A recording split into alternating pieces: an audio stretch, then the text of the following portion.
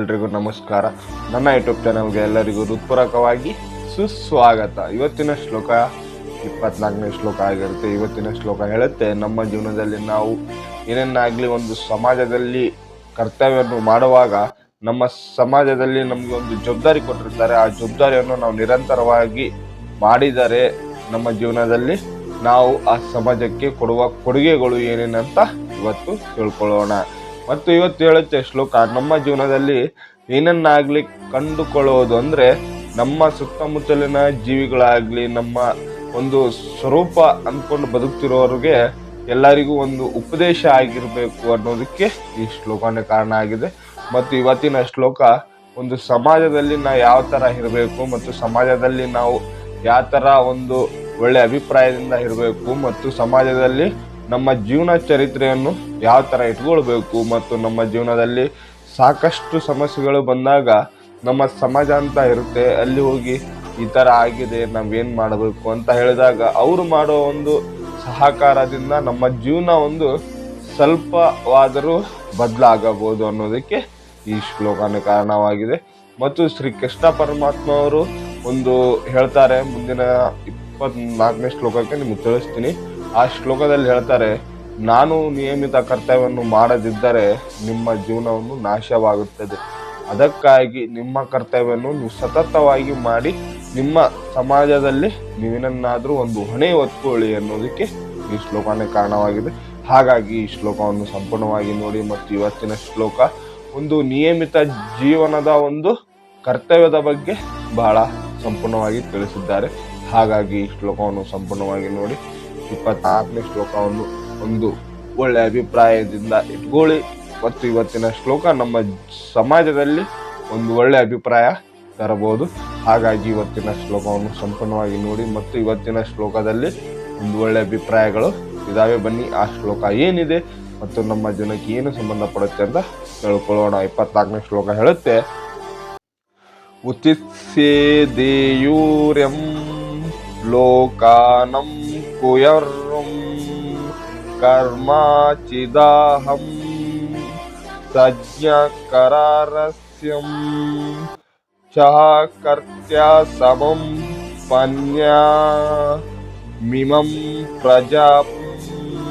ಇದರ ಅರ್ಥ ಏನಂದ್ರೆ, ನಾನು ನಿಯಮಿತ ಕರ್ತವ್ಯವನ್ನು ಮಾಡುತ್ತಿದ್ದರೆ ಈ ಲೋಕಗಳಲ್ಲೆಲ್ಲ ನಾಶವಾಗವು. ನಾನೇನು ವರ್ಣ ಸಂಕರಕ್ಕೆ ಕಾರಣ ಆಗಿದ್ದೇನೆ. ಆದ್ದರಿಂದಾಗಿ ನಾನೆಲ್ಲ ಜೀವಿಗಳ ಶಾಂತಿಯನ್ನು ನಾಶ ಮಾಡುತ್ತೇನೆ. ಅಂದ್ರೆ ಅವ್ರು ಹೇಳೋ ಪ್ರಕಾರ ನಮ್ಮ ಜೀವನದಲ್ಲಿ ನಾವು ಒಂದು ಒಳ್ಳೆ ಕೆಲಸವನ್ನು ಮಾಡುವಾಗ ನಮ್ಮ ಸಮಾಜದಲ್ಲಿ ಇವರು ಕೂಡ ಒಂದು ಶ್ರೀ ಕೃಷ್ಣ ಪರಮಾತ್ಮ ಅವರು ಹೇಳ್ತಾ ಇದ್ದಾರೆ, ನಾನು ಕರ್ತವ್ಯವನ್ನು ಒಂದು ಬ್ರಹ್ಮಾಂಡ ಲೋಕದಲ್ಲಿ ನಾನು ಕರ್ತವ್ಯವನ್ನು ಮಾಡದಿದ್ದರೆ ನಿಮ್ಮ ಜೀವನವನ್ನು ನೀವು ನಾಶ ಮಾಡ್ಕೊಳ್ಬೇಕಾಗುತ್ತೆ. ಮತ್ತು ನಾನು ಏನಾದರೂ ಅಲ್ಲಿಗೆ ನಿಲ್ಲಿಸಿಬಿಟ್ರೆ ನಿಮ್ಮ ಜೀವನ ಸಹ ಇಲ್ಲಿಗೆ ನಾಶವಾಗುವುದಂತೂ ಖಂಡಿತ ಅಂತ ಶ್ರೀ ಕೃಷ್ಣ ಪರಮಾತ್ಮ ಅವರು ತಿಳಿಸಿದ್ದಾರೆ. ಮತ್ತು ನಮ್ಮ ಜೀವನದಲ್ಲಿ ನಾವೇನೇನೆಲ್ಲ ಮಾಡ್ಬೇಕಂದ್ರೆ, ನಾವು ಒಂದು ಸಮಾಜದಲ್ಲಿ ಇದ್ದೀವಿ ಅಂದಾಗ ನಮ್ಮ ಕೆಲಸವನ್ನು ಸಂಪೂರ್ಣವಾಗಿ ಮಾಡಬೇಕಾಗುತ್ತೆ. ಮತ್ತು ಕೆಲಸದಲ್ಲಿ ಒಂದು ಒಳ್ಳೆ ಅಭಿಪ್ರಾಯವನ್ನು ತರಲೇಬೇಕಾಗುತ್ತೆ. ಮತ್ತು ಕೆಲಸದಲ್ಲಿ ನಮ್ಮ ಸಾಕಷ್ಟು ಒಂದು ಉಪಯುಕ್ತ ಜೀವಿಗಳು ಇರ್ತಾರೆ, ನಮ್ಮ ಸಂಬಂಧಿಕರಾಗ್ಲಿ ಏನೇ ಆಗ್ಲಿ ಇರ್ತಾರೆ.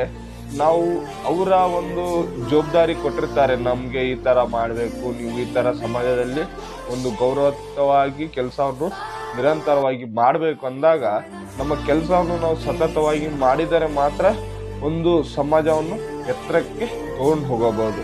ಇಲ್ಲವಾದರೆ ನಮಗೇನು ಲಾಭ ಬಿಡು, ನಾವೇನ್ ಮಾಡಬೇಕು, ಇದಕ್ಕೆ ಈ ಸಮಾಜಕ್ಕೆ ಎಷ್ಟು ಮಾಡಿದ್ರು ಅಷ್ಟೇ ಅಂತ ನಾವು ಕುಳಿತುಕೊಂಡ್ರೆ ಎಲ್ಲವನ್ನು ಕುಸಿದು ಬೀಳುತ್ತೆ. ಮತ್ತು ನಾವು ಕೊಟ್ಟಿರುವ ಜವಾಬ್ದಾರಿಯನ್ನು ನಮಗೆ ನಿರ್ವಹಿಸಕ್ಕೆ ಆಗ್ಲಿಲ್ಲ ಅಂತ ನಮ್ಮೇಲೆ ನಮ್ಗೆ ಅಸಹ್ಯ ಮೂಡುತ್ತೆ ಅನ್ನೋದಕ್ಕೆ ಈ ಶ್ಲೋಕನೇ ಕಾರಣ ಆಗುತ್ತೆ.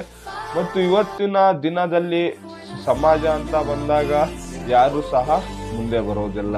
ಮತ್ತು ಸಮಾಜದಲ್ಲಿ ಸಾಕಷ್ಟು ಒಂದು ಜವಾಬ್ದಾರಿ ಕೊಟ್ಟಾಗ ನಾವು ಯಾಕೆ ಮಾಡಬೇಕು, ನಮ್ಮ ಜೀವನಕ್ಕೆ ಏನು ಸಂಬಂಧಪಡುತ್ತೆ ಅಂತ ನಾವು ತಪ್ಪಾಗಿ ತಿಳ್ಕೊಂಡ್ಬಿಡ್ತೀವಿ. ಮತ್ತು ಇವತ್ತಿನ ದಿನನಿತ್ಯ ನೋಡುವ ಸಮಾಜವನ್ನು ನೋಡಿದಾಗ ಯಾವಾಗ ಒಂದ್ಸಲ ಬರ್ತಾರೆ, ಯಾವಾಗ ಒಂದ್ಸಲ ಹೋಗ್ತಾರೆ. ಆದ್ರೆ ಸಮಾಜವನ್ನು ಬೆಳೆಸೋರು ಈಗ ಬಹಳ ಕಮ್ಮಿ ಆಗಿದೆ. ಮತ್ತು ಸಮಾಜದಲ್ಲಿ ಒಂದು ಉಪಯುಕ್ತ ಒಂದು ಜೀವಿಗಳು ಇರ್ತಾರೆ ಮತ್ತು ಅವರ ಒಂದು ಒಳ್ಳೆ ಅಭಿಪ್ರಾಯವನ್ನು ನಾವು ಕೊಂಡ್ಕೊಳ್ಬೇಕಾಗುತ್ತೆ ಮತ್ತು ಅವರ ಒಂದು ಜೀವನದ ಒಂದು ಉದ್ದೇಶವನ್ನು ನಾವು ಮಾಡಲೇಬೇಕಾಗುತ್ತೆ. ಅಲ್ಲಿ ಶ್ರೀ ಕೃಷ್ಣ ಪರಮಾತ್ಮ ನಮ್ಮ ಕರ್ತವ್ಯವನ್ನು ಅವರ ಕರ್ತವ್ಯವನ್ನು ಮಾಡದಿದ್ದರೆ ಅವರು ಒಂದು ಉಪಯುಕ್ತ ಜೀವನದ ಒಂದು ರಹಸ್ಯವನ್ನು ನಮ್ಮ ಮೇಲೆ ಬೀಳುತ್ತೆ ಮತ್ತು ಅವರು ಕೆಲಸವನ್ನು ನಿರಂತರವಾಗಿ ಮಾಡಿದ್ದರೆ ನಮ್ಮ ಜೀವನ ಬದಲಾಯಿಸೋಕೆ ಆಗ್ತಾ ಇರಲಿಲ್ಲ. ಅಲ್ಲಿ ನಿಯಮಿತ ಕರ್ತವ್ಯವನ್ನು ಮಾಡೋದಿದ್ದಕ್ಕೆ ನಮ್ಮ ಇಲ್ಲಿ ಒಂದು ಜೀವನವನ್ನು ಒಂದು ಶಾಂತಿ ನೆಮ್ಮದಿ ಅಂತ ಬದುಕ್ತಾ ಇರ್ತಾರೆ.